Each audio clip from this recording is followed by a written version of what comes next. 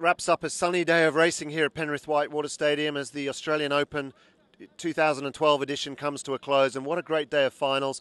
We started out with the men's K1 and saw Sebastian Schubert just measure a run to perfection, no mistakes. He took the title ahead of Peter Kauser, the current world champion, who looked like he was on fire. Just a small error at the bottom of his run cost him the win. And then the youngster Vivien Colobert of France sneaking into third. So great men's final.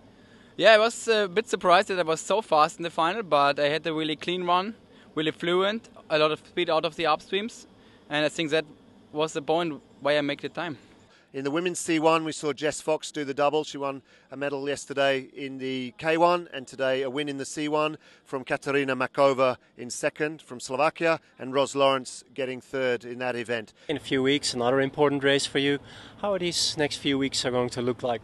It'll be back to routine, back to normal, and I guess I'll approach the next race the same way, knowing I've still maybe got a bit less pressure, but it's not a done deal yet, and there's still, it's still pretty open, and I've still got to win another race to secure a spot, so it's still quite tough, the road ahead, but We'll see. And then, of course, we finished up with a fantastic C2 final with 5 boats, all within 2 seconds. And it was the French pair of Klaus Pesch that took it out ahead of Bozic and Taljar of Slovenia, with the British crew of Richard Hounslow and David Florence coming into third. What about your training regime while you're out here in Australia? How long are you staying here in Penrith? We spent here for 1 month. We live in 2 days, come back in France to train again. And I think it's a good preparation to come here because the sun is shining. Today. Not really this year, Yeah. but it's really a good place and a good place to be. It's sick here.